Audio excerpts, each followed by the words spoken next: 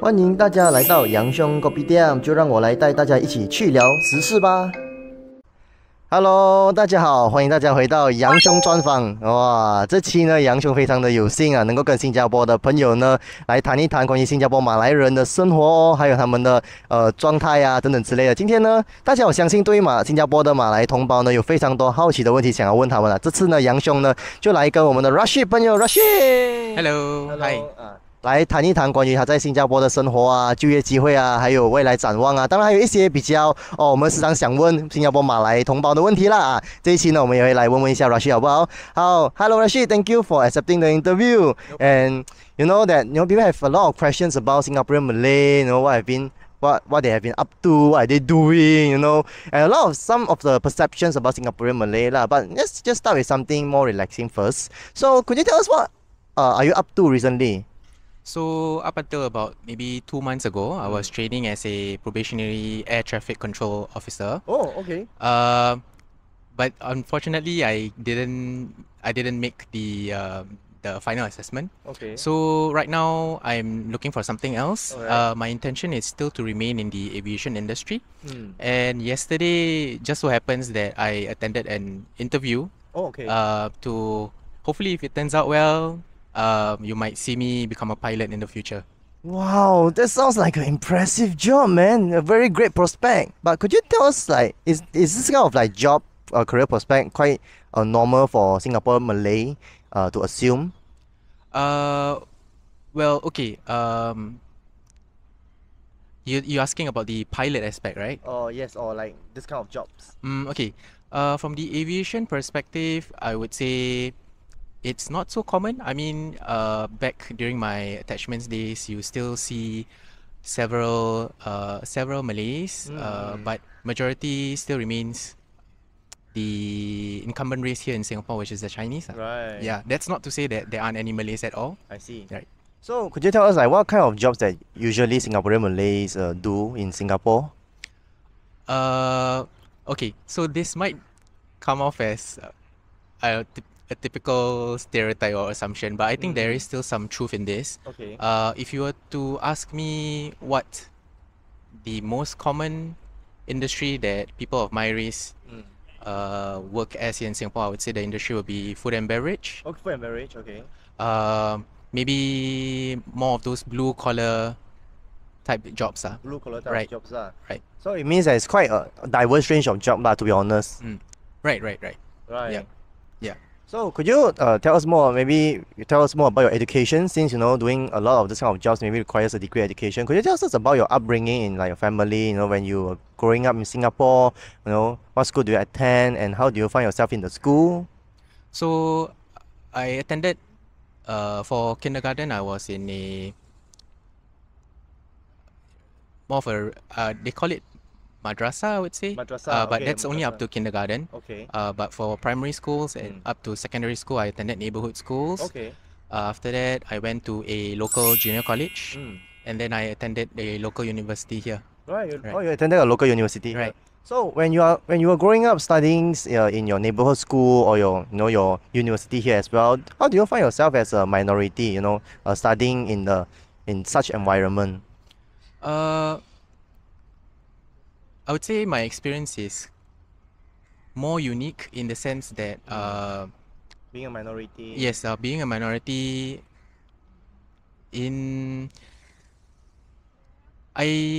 especially I would say in secondary school, I didn't have a lot of opportunities to say interact with people of my race. Oh, okay. Okay, that's interesting. I think it's perhaps a mixture of factors because I think the classes that I tend to be in, I tend to be either the only Malay there or one of a handful of Malays only. So there wasn't much opportunities for me to interact with people of my own race outside of the, when for mother tongue classes, for example. Mother tongue classes. So that's one of the only few opportunities I'll get to interact with them. But even then, I found it on a personal level quite difficult to interact or relate to them. Sorry? Relate to people of my race, like Malays, for example. Right. Yeah. So you mentioned that you attended mother tongue class, right? So do you really have to learn any other languages in Singapore as well? Okay, I'm on the older side, so I'm not sure if this policy still exists. But Okay. in secondary school, if you, aside from English obviously and your own mother tongue, if you happen to do well in school, there's actually an opportunity for you to pick up a third language. Okay. So back when I was in lower secondary, I got the opportunity to pick up some basic Chinese. Oh, that's great. Oh. Yeah, but it Could you things- show a word or two to our audience here? Oh my god. Okay, Ah. let me try. Okay. 大家好，我叫腊旭，我今年是31岁。Okay, I'm not sure about the intonation, but okay, I'm just That's I'm great, just man. trying. That's great. Oh. Okay, 对， okay. So, but then up to upper secondary, things got a little bit difficult. Like I had a lot of responsibilities to juggle, and I ended up having to drop learning that language. But that interest for languages still Remain. continued. So in university, I found myself deviating towards the arts for a lot of my optional modules. So a lot of them I started to learn other languages. So I picked up Chinese again. Wow. But it proved too difficult. Intonations are too difficult for me. Okay, I find it hard to differentiate between the four tones, Okay. especially when speaking. But I did learn other languages like say Thai, Wow. Arabic, Wow. Korean, and I'm learning shiok Japanese as well. Yeah. Wow. Now why did you what really inspired you to learn so many languages? Okay. I think it's just interesting to, when you master a language and be able to use that language to speak with people of another race, right? Yes. They will tend to look at you in another light and regard you as part of their family. So wow. I feel a great sense of I feel very proud. A great sense of fulfillment when I'm able to engage with them Right. on a more deep and personal level. And also, I think intellectually, it gives an opportunity for you to, exercise your brain a little bit, especially when it comes to other languages. The word order or the syntax might be different from English, right? Yeah, that's So, people say that when you speak another language, sometimes you develop an entire personality, and I think it can be quite true as well, because I find myself sometimes feeling like a whole different person when I speak another language, because you kind of have to think somewhat differently. Your perspective changes as well. So I enjoy that mental challenge. So I think that's why my interest for languages has continued until today. Yes. Right, that's fascinating to hear. So, talking back about your education, since that you say you are a minority growing up in Singapore, so do you find how's your performance in class? Tough question. I would say I peaked or I blossomed in secondary school. Oh, okay. But from then on, I would just describe myself as just normal. Normal, Yeah. So right. I wouldn't put myself up there so high. Okay, Right, so you mentioned that you study in NUS, that's correct? Yes. Right. So, the transition between your secondary school to university, so do you find it hard to attend university or National University of Singapore? Is it hard for you? Is there any barriers for you to get in? Okay. But in terms of barriers, I think the number one thing that will come into mind would be the financial aspect. So, in terms of that, I'm quite thankful to be given the opportunity to be able to attend, because largely it's due to Mendaki, which is a self-help organization catered to help the Malaysia in Singapore. Okay. So thanks to them, I was able to attend university without having to pay any tuition fees at all. So it's fully sponsored. Oh, that's great. Yeah, so that's what I'm very thankful for. Okay, Rashid, you know that people have been having this stereotypical view of the Malay, saying that Malays are lazy. Right. What do you think about the stereotype? Is it a fair assessment of the community, in your opinion? I don't think it's fair to just term Malays as lazy. I think in any community or in any race, there's always hardworking people and lazy people, right? So I think a better approach to have would be to judge the person's achievements based on his own merits. Oh, okay. Yeah, judge a person based on what he or she has done, rather than just you're of a certain race, so I would assume you to be a certain way. Right. So because people have been saying that if you have a will, you will get your way, right? So in Singapore, saying that if you have the merit, then you can also work up your ladder. So do you agree with that statement? Yes, in a large way, I do agree. I mean, in to a large extent, I think over here there's a lot of opportunities for you to succeed as long as you work hard for it. Despite being a minority? Yes. So I don't think that should be an excuse for us to use lah. I think we should continue working hard, and as long as the hard work is put in, and over time you will be recognized for it and it will pay off, regardless of which race you're from. Yes, and certainly there are numerous more people of my numerous other Malays out there who are way more successful than me. So I think we shouldn't.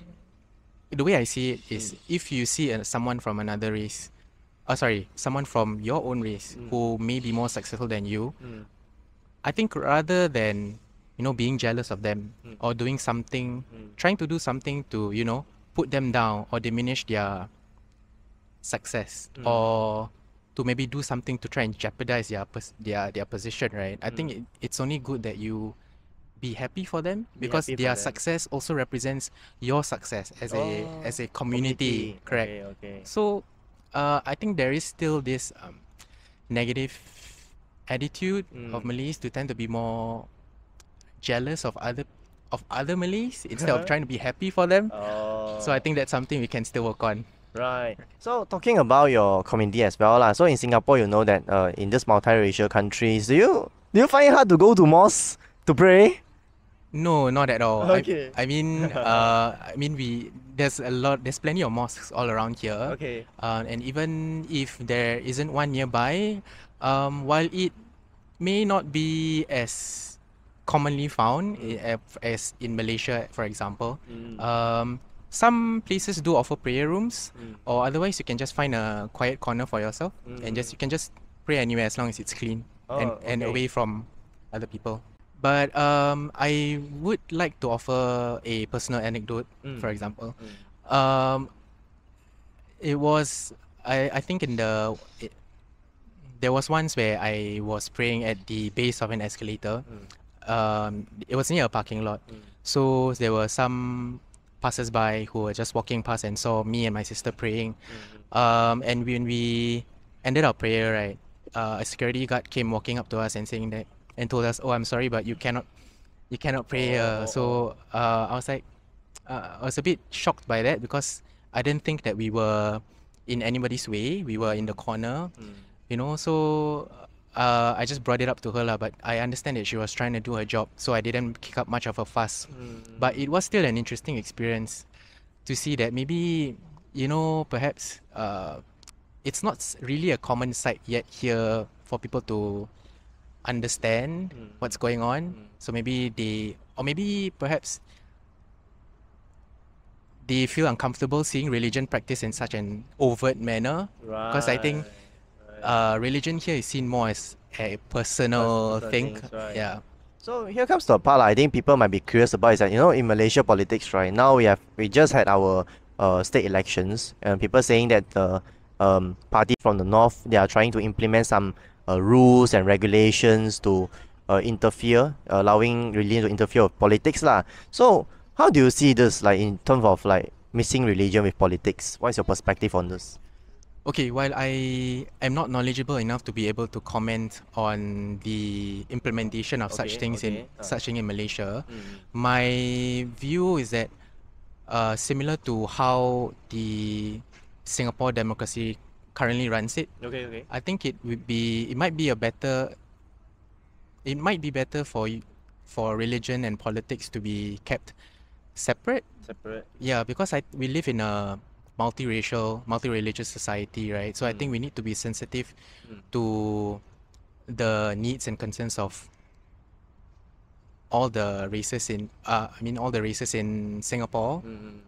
So I think to develop policies or measures based on religion might be seen as unfair towards people who might not subscribe to that religion. Right. Yeah, so I think we should keep the needs of others in mind when we talk about politics. Right, Rashid. Talking about ties between Malaysia and Singapore, do you have relative in Malaysia? Yes, I do. You do. Right. So can I ask you, how do you find, what's the difference, like in your opinion, between let's say Malaysian Malay and Singaporean Malay? Do you find any difference between both communities from both countries? Speaking on a personal basis, I think from my own observations, I think that Malaysian Malays do retain more of the traditional values, whereas Singaporean Malays tend to be a bit more liberal in their thinking. Okay. That's what I observe. So could you be more specific on this? Like, do you have any encounters that that's why you say this? Perhaps one example would be expectations of filial piety. Okay. In the sense that there's an expectation where after parents have brought up their children and the children start to go out into the world and they start earning for themselves, that they should provide for their parents in their old age.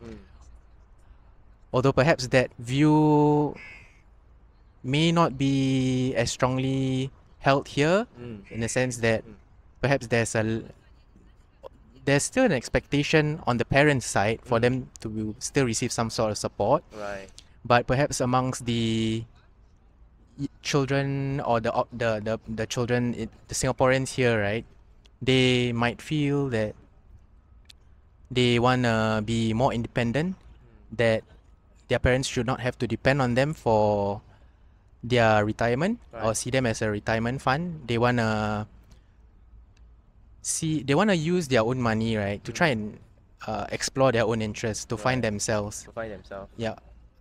Otherwise, they might feel they feel that it restricts their freedom to some extent. Alright. So I think that's where the mindset or their way of thinking differs. Okay, right. So, coming to the end of the conversation, just to ask lah, because you are living in Singapore now and you are working in Singapore, do you see yourself? Do you see your future in Singapore as well? Yes, I still do see myself living in Singapore in the future.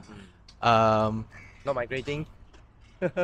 In fact, I sort of tried, but but I realized that when before you go out there, you have some sort of idea of what it's gonna be. Yeah. But when you go out there and you're actually there, things may turn out very differently. Oh, okay. And you realize that what you took for granted here, you value a lot more when you're there. So I see the benefit or the good things I enjoy here that I may not have when I was overseas. So when I came back, I was a lot more thankful for it, and I'm well aware of it right now. So I do intend to continue to stay here for the foreseeable future. Including starting a family, I suppose. Right? Here in Singapore. Yeah, right. Okay lah. The last question is that, what's your hope for Singapore future lah? How do you what you wish for? For in the future lah, living in Singapore.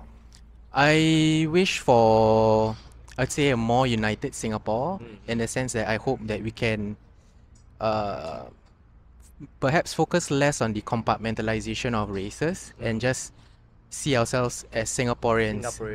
Yeah, instead of adding a category on top of that Singaporean title.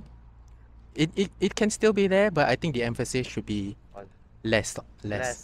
it's more like just Singaporeans. Right.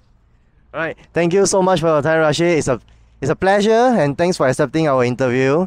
And I'm sure that the audience benefit a lot from your views as well. 好的，相信大家呢也非常的收获良多了，跟我们的新加坡马来同胞呢交谈，我也问了他一些非常有趣的生活啊跟文化上的问题啊，不知道大家都怎么想的呢？也欢迎大家在下面留言告诉我你们的想法哦。如果你是喜欢这类型的内容访谈朋友呢，请不要吝啬订阅、点赞还有分享出去，因为你们的支持啊是对我最大的动力哦。And last but not least, thank you Rashid. Thank you. 还有谢谢大家，我们下期再会，拜拜。